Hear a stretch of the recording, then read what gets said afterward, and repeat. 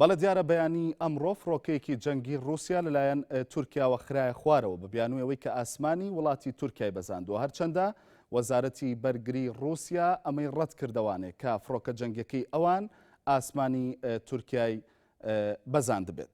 بەرحاڵ ئەوەی کە ئێستا لە ناو ستۆدیۆی NRT و لە بەردەم مندا دەبینن ئەمە فڕۆکەی سۆخۆی 24 کە ئەو جۆرەیە ئەمڕۆ وڵاتی تورکیا خستیە خوارەوانێ. دیارە دروستکراوی وڵاتی رووسیایە و چەند جۆرێکی هەیە، بەڵام ئەم جۆرەیان جۆری SU-24 یاخود سۆخۆی 24 کە لە هێرشەکانی بۆ سەر چەکدارانی داعش لە وڵاتی سووریا بەکاری دەهێنێت.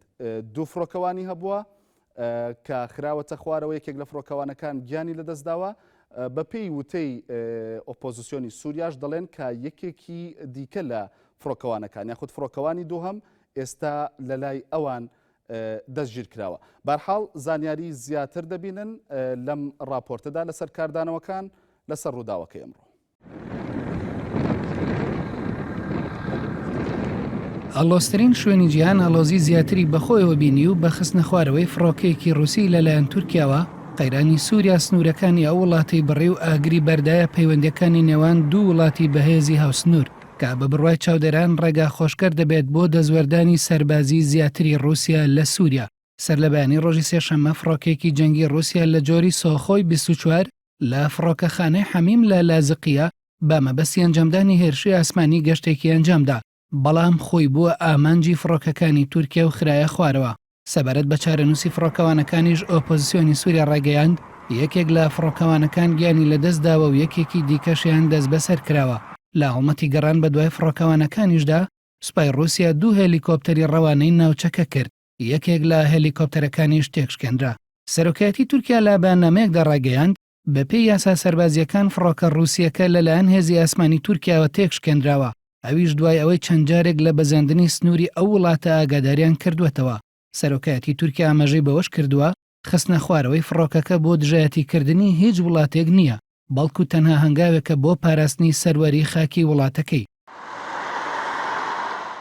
دەستەی سەرۆکایەتی سوپای تورکیاش سەبارەت بە ڕووداوەکە بەیاننامەیەکی بڵاو کردەوە و ڕێگەیاند لە ماوەی 5 خولەکدا زیاتر لە 90 جار فڕۆکە رووسیەکە لە بەزاندنی سنووری تورکیا ئاگادار کراوەتەوە، بەڵام گوێی پێنەداوە و دواتر لەلایەن دوو فڕۆکەی F-16 تورکیاوە تێکشکێنراوە. دوای ڕووداوەکە وەزارەتی بەرگری رووسیا لە بەیاننامەیەکدا ڕاگەیاند فڕۆکەیەکی جۆری سۆخۆی 24 سەر بەهێزی ئاسمانی وڵاتەکەی لە خاکی سووریادا کەوتوەتە خوارەوە. وەزارەتی بەرگری رووسیا ئاماژەی بەوەش کردووە فڕۆکەکە لە زەویەوە لە ڕێگەی موشکەوە تێکشکێنراوە، جەختیشی کردەوە فڕۆکەکە تەنها لە ئاسمانی سووریادا فڕیوە و ئاسمانی تورکیای نەبەزاندووە.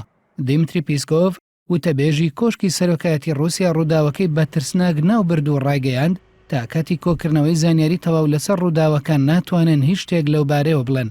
ڤلادیمیر پۆتنی سەرۆکی رووسیاش لە میانەی کۆبوونەوەی لەگەڵ شاه عەبدوڵڵای دووەمی پادشای ئوردن سەبارەت بە ڕووداوی خستنە خوارەوەی فڕۆکەکە ڕاگەیاند تورکیا لە پشتەوە لە رووسیای داوە و ئەو کارەشی بە هاوکاریکردنی تیرۆر ناوبرد، چونکە بە وتەی پۆتن رووسیا لە ناوچەکەدا شەڕی دژی تیرۆر دەکات.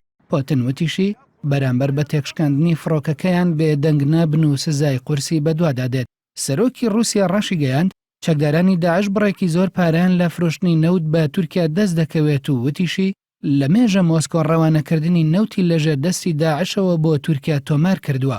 خستنە خوارەوەی فڕۆکە رووسیەکە لەلایەن تورکیاوە کاردانەوەی خێرای بە دوای خۆی داهێنا و مۆسکۆ سەردانی وەزیری دەروێ وڵاتەکەی بۆ تورکیا هەڵوەشاندەوە و هۆشداریدایە هاوڵاتیانی وڵاتەکەی لە گەشتکردن بۆ تورکیا و دوو کەشتی جەنگی رووسیاش گەروی جەناق قەڵای تورکیایان بەرەو دەریای مەرمارە بڕی بەبێ ئەوەی ئاراستەی ڕۆشنەکەیان دیاری کرابێت.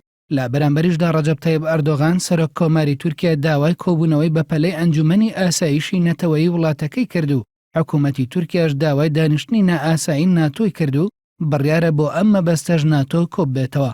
ئەوکات لەسەر ڕووداوەکە حکوومەتی تورکیا نامەیەکی ئاراستەی نەتەوەیە گرتوەکان و ئەنجومەنی ئاسایشی نێودەوڵەتی کرد. لەسەر داواکەی تورکیاش سەرۆکی رووسیا ڕاگەیاند تورکیا دەوێت ڕێکخراوی ناتۆ لە بەرژەوەندەی داعشدا بەکار بهێنێت.